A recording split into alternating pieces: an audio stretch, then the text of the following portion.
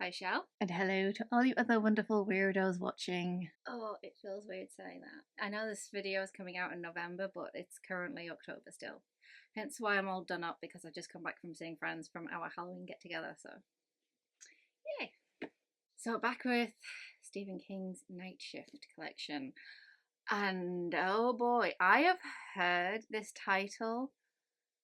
I know there's a lot of cornfields. It's kind of an infamously known film, but I know nothing about Children of the Corn. So this was very interesting reading, and we have the classic Stephen King's protagonist that you really love to hate. Oh boy, Vicky is annoying, and Bert, um, oh god, he really likes to tell you that he's wanting to hit Vicky until he actually does hit Vicky. Yikes! Oh boy. I don't know how these two ended up together because if it got this bad, yeah, no, doomed. It's doomed, I tell you. Anyways, so we start off with them in the car, lost, and he should have stayed on the turnpike, whatever a turnpike is, but I don't drive, so not a clue. We've got Bert trying to keep the radio on loud because he does not want an argument because they're on the verge of an argument. Turns out they were treating each other quite like human beings before he turned off the turnpike. And oh, so this little trip was supposed to help save their marriage. Oh boy, oh boy. Yeah. Never take a holiday to save a marriage. It's gonna be doomed regardless. You need therapy for that. You need therapy. They are bickering away, and oh boy, has Bert about to lose it. He's like gripping the steering wheel, and he's like convinced that the reason he's doing that is because if he doesn't, he'll hit her. So great. I was very uncomfortable through this entire conversation from start to um hitting a child. Yeah, they run over something, um, and it turns out it was a boy. Wait, so Bert is just like he took his eyes off the road to shout at Vicky, and Vicky just looks up from the atlas, and yeah, she panics as she sees the child in the middle of the road. He ran out from the corn, and yeah, instant and gone. And so Bert is just like, please tell me that was a dog, Vicky. Please, for the love of God, tell me that was a dog. And so they have to deal with the fact that that was a child. And I get this very weird sense of Vicky after she throws up and goes to see the child because she's then calling to Bert, who's also gotten out the car and inspecting where he came like out of the field from. And Vicky is just like, "Oh, come and see what you've done, so you can tell the lads over poker." But I really do not understand the dialogue. Like, I know King can do some really good, hateful people, but I cannot understand Vicky at all through this story, and I think it kind of makes the whole thing worse for it because she is very erratic and sometimes logical, and she even says at one point we should leave, something's wrong, and states exactly why, and she was right the whole time. Go Vicky for that. But it's just, yeah, the whole thing when she's crying over this 13-year-old lad who's been run over, her whole dialogue that is, understandable because she's also sobbing through a lot of it, is just, it's not great. It's in spite of Bert, and I don't get how that's what she's saying. I know that she's going through a trauma right now, and that can screw with your behavior a little bit, but I don't it just threw me off. It threw me off. Did not like it. And so Bert, who has gotten out of the car and is in the cornfield, just trying to see where the boy came out from, because he sees red in the field. And so he goes to investigate, and turns out there was blood in the field, a suitcase as well. He picks up the suitcase and takes it out and says, I don't think I actually killed him. And he's basically thinking he's maybe knocked 30 seconds off his life, because after he rolls the boy over, his throat's been slit. So he tells Vicky, go get the blanket and the rifle from the car. And so they carry the boy in the blanket in the trunk of the car, and Vicky goes, what about the suitcase? And so as Bert is picking it up again, he gets that feeling that he's being watched by a lot of people. Like the whole cornfield could be alive with eyes. That's the feeling. And boy, was that brilliantly described. It's just a shame Vicky kind of ruined it by being Vicky. Damn it, Vicky. I know we had a Stephen King story where it was damn it, Cindy, but it's damn it, Vicky now. So after a while in the car, they are driving, trying to find the next town, Gatlin, and he turns the radio on just to like fill the silence. So the sermon is the only thing that's like can be heard from static, and yikes, that is. He kind of is just like pointing out to Cindy, do you notice anything odd about that? Like the person speaking sounded a bit young, and Cindy's just like, yeah, they get them young, because she had survived growing up in a Christian cultish atmosphere, and exploring, like Cindy giving her backstory with that was also pretty interesting, but kind of just felt very somebody was working through their issues, and I'm not talking about Vicky kind of deal. So after the sermon was shut off, Vicky finds a crucifix made out of corn husks and sweet corn that has been they've removed the other sweet corn, and the sweet corn that is left is in the shape of the person of Jesus, obviously. I know what a crucifix is. It's late and I've had a drink or two. It's fine. They finally reach Gatlin, and Vicky is saying to Bert, we need to turn around and go. We need the next town, not this one. We need to go back. There's something off here. There's nobody about. This town is empty. And Bert is insufferably stubborn and non-empathetic whatsoever, and going, no, we have a kid in the trunk. His parents might need closure, which, yeah, logical, but please look around, Bert. Please look around. You would think somebody who was military trained would, pick up on something that was off. But no, he's not picking up on the fact that the town is empty. And which kind of is the other thing wrong with this story, because I'll put a pin in that, because of when he does click on, it's a bit too sudden, but I'll again pin in that. They go into a diner in the middle of the town square. They finally get to the square, go into a diner, see a calendar is 12 years out of date, and so they realize what is going on here is definitely off. But Bert is still doing that. Oh, they just didn't get around to dealing with the calendar. It's fine, or something like that. It's just really Bert being insufferable because he doesn't want to let the line. He does not want to admit to Vicky that she was right. For heck's sake.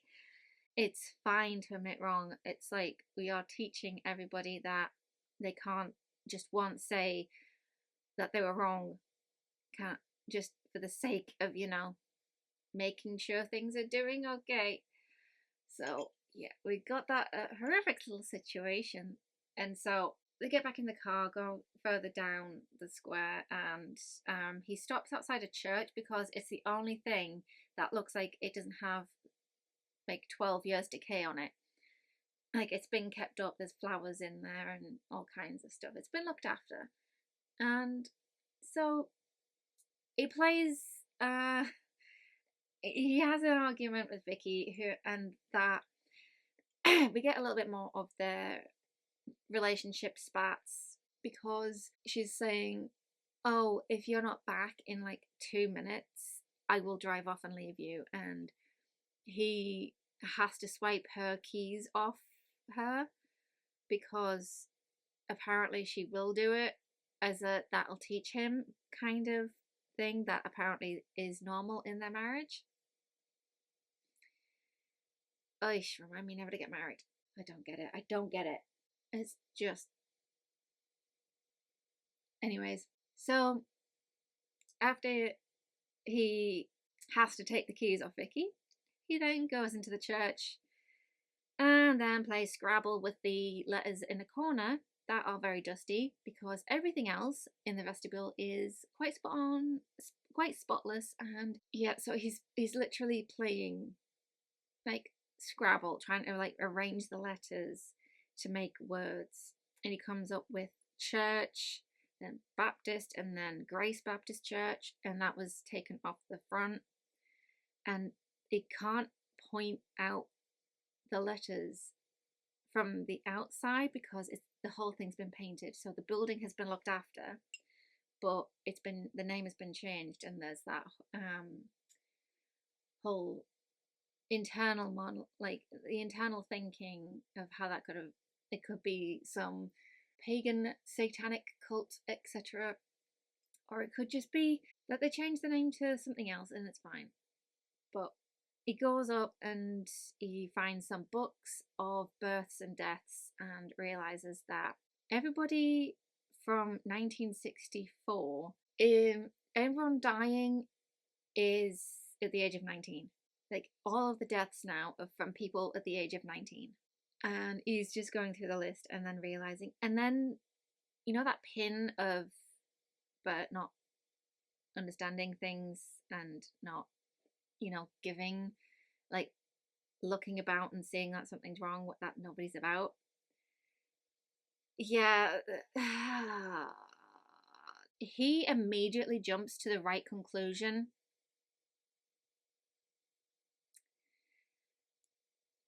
I don't know what to tell you. He just jumps to the right conclusion, is that the youngsters have got a new religion of killing all of the adults. They've killed the parents. They've done all this, and now that they don't live past 19. Yeah, they just, with Bert trying to logic things away, and then up to that point, it's a bit off and very weird how he got it all right. Yeah, don't understand it. And it just, I think this not King's strongest. King's normally very good at making things work. But this definitely did feel out of place for me, or I don't know. And so as he's come to this realization, the car is now honking. The car horn is on a constant, like Vicky has got her hands on that horn and she is not letting go. She just wants him to come back and take her away, because all of the kids have turned up with knives, axes, and every little bit of thing that's around. No rifles or guns, no nothing. It's just from what they had from the past 12 years. When I say think this was a slow story until shit hit the fan, and then it was just non-stop, shit hit the fan, and it hit the fan hard. Because It just went from build up to go, go, go. This is just, then it just, there was like no like time to breathe after like one event. It was just like the confrontation outside the church, then a chase scene, and then the cornfield. And so Bert is watching them converge on the car and pulling Vicky from the car. He even gets hurt himself by a knife sticking out of his arm, and for some reason there's this very weird line of, he thinks that there's a knife growing out of his arm. And so he pulls it out and then stabs it into the neck of the person who threw it at him in the first place, the red-haired boy. And so it ended up stunning the whole group of children into inaction. And he's just like, what have you done with Vicky? Because he realizes that she's gone. She just disappeared. And one of the kids holds up a bloody knife and just goes like that, like gesturing to his throat. So he just runs. He wonders how long he can run, and there's a weird line after a while of running that he has never felt so well exercised and fit and healthy. Dude, your wife has just died. I know you've been like arguing and having the worst time, and it was ending your marriage, but could you just like take in that a bunch of kids just came out of nowhere and mob attacked you and killed your wife? Maybe don't comment on your good health right now. Yeah. So he's in the cornfield, running zigzags, trying to lose the kids that are in pursuit. And then the sun sets, and he's led to this circle of this clearing of corn. And in that clearing is crucifixes made of corn, and two skeletons, one in a police uniform and the other looked like a priest, saying, with eyes looking directly at Bert, saying, "It's not so bad being a sacrifice." It's like it's a very surreal scene, especially when his wife is also on the crucifix. Her eyes have been gouged out and filled with corn husks. Yeah, this has been a very, very grotesque image of what happened to Vicky, and they basically just stuffed her face with corn husks. Then the creature turns up, and Bert screams into the night, and the children arrive at the clearing in the morning, and Isaac, the boy who has been the emissary to the creature for about a year since David had to give his life because he walked into the corn on his 19th birthday. I believe it was David. I am remembering the children's names way better than other protagonist names that I have previously done short stories for. But yeah, Isaac is like giving his prophecy that he had a dream that the one who walks behind the rose is unhappy. He had to deal with one of the sacrifices himself, and has now lowered the age from 19 to 18. And that night, 20 or so people, including Malachi, who was actually at the clearing, Malachi is like, was just like, I accept God's judgment. And 20 more in the town actually go into the corn that night because they are 18 and they should not be alive according to their God.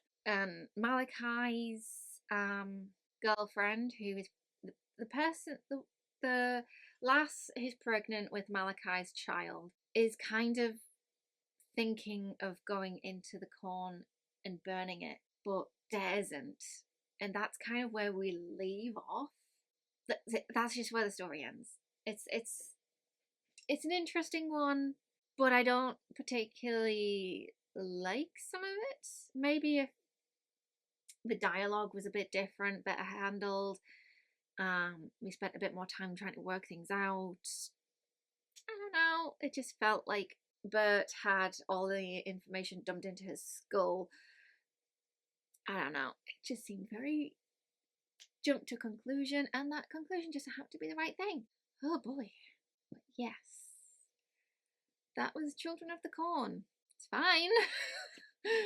Unfortunately, sweet corn is one of my favourite foods, right? Like, and now I feel like I can't eat it at the minute. At least I don't eat it on the cob, so it's fine. We're good. But yeah, back with the usual collections for up until the end of the year. Looking forward to it. But yeah, that's this week's short story. Bye, Shell. And bye to all you other wonderful weirdos watching. I don't have my hat to take off and throw at the camera at the minute, so back to usual.